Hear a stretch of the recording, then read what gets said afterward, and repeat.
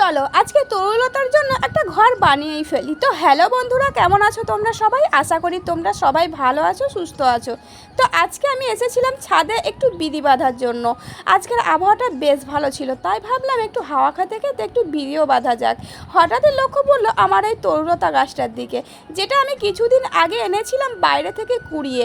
আজকে দেখো সেই গাছটা কত বড় হয়ে গেছে, পুরো সিঁড়ি বেয়ে ছাদে উঠে গেছে।